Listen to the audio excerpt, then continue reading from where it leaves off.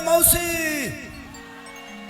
एक नंबर ललटे हमार आवाज फंस गइल बा हो। एतना ना चिल्ला देतनी का करी, ठंडा गरम ठंडा गरम।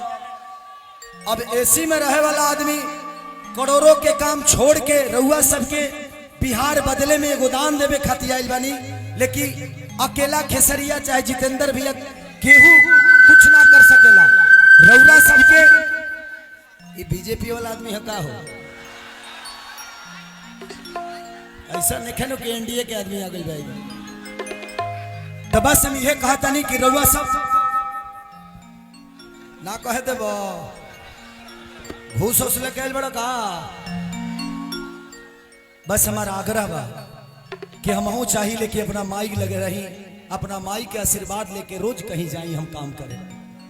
लेकिन सरकार हमने के हमारा माई से दूर कर दहलस, हमारा बाप से दूर कर दहलस, हमारा गांव के बुजुर्गन से दूर कर दहलस, हमारा मेहरारू से दूर कर दहलस। माने हम माने तू लोग हमार मेहरारू तो हमारा लग ही रहे। अच्छा ये बताइए हमार मेहरारू हमारा लगे से रह पावे कि हम उतना सक्षम हो गए बनी जब अपना मेहरारू के साथे रख ले। लेकिन ये जिगिया रोजी रोजगार फैक्ट्री रही तो तू लो अपना मौगी संग ठंडी में नहीं ना। आ सुना लो जितेंद्र भैया तो आज 3 बार से तो इतना प्यार और आशीर्वाद देते बड़ा लो। चौथको बार इका खातिर का वोट मांगे के भाई करे के तो तू लो दिल में बसा के रख ले बड़ा। एक बार जितेंद्र भैया खातिर जोरदार हल्ला कर लो। आज तना जना के ससुरार होके चाहे बहन के शादी भइल के छापरा में तो तनी फोन करके कह दी हलो कि खेसरिया खड़ा बा 2 नंबर पर ललटेन छापा। का करियर बोले के तो बहुत कुछ बा, लेकिन समय कम बा, बहुत जगह जाए के बा।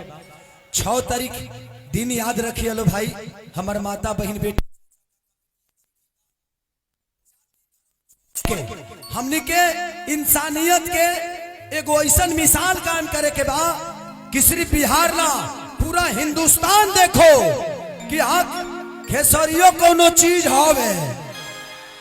तो बस एक नंबर पर 6 तारीख के चुनाव चिन्ह हमारा भैया के ललटेन छापा। तो प्लीज हमारी इज्जत रखिए लो और बिहार बदलाई ना। अरे पगला जोर से